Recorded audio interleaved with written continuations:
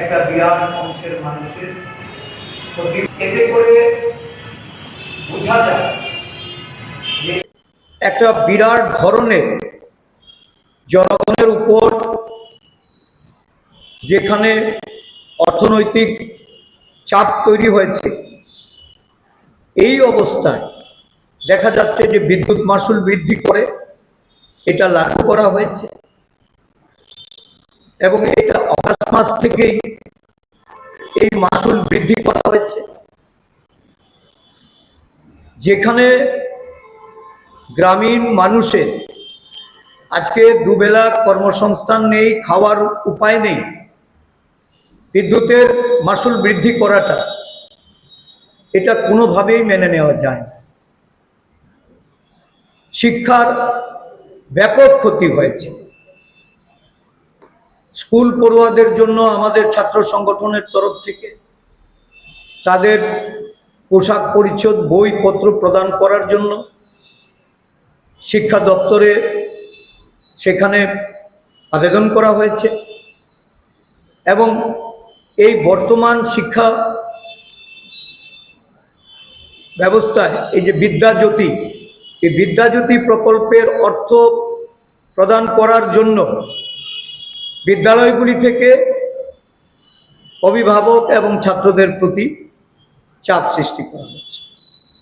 আমরা বারংবার এই বিষয়গুলি নিয়ে সরকারের দৃষ্টি আকর্ষণ করি, যাতে বন্যাজনিত পরিস্থিতিতে মানুষকে সহায়তা করা যায়, মানুষের পাশে থাকা যায়। এই মানুষগুলিকে কিভাবে অর্থনৈতিকভাবে স্বাবলম্বী করা যায়। একটা বিরাট অংশের মানুষের ঘরবাড়ি ভেঙে গেছে।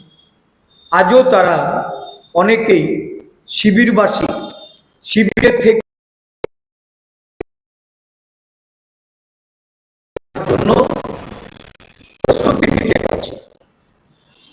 এই অবস্থায় যদি তাদের বিদ্যুতের মাশুল এবং বিভিন্ন শিক্ষা যে বিদ্যাজ্যোতি থেকে শুরু করে ফিস প্রদানের জন্য চাপ তৈরি করা হয়, তাহলে এই রাজ্যের মানুষ কোথায় গিয়ে দাঁড়াবে?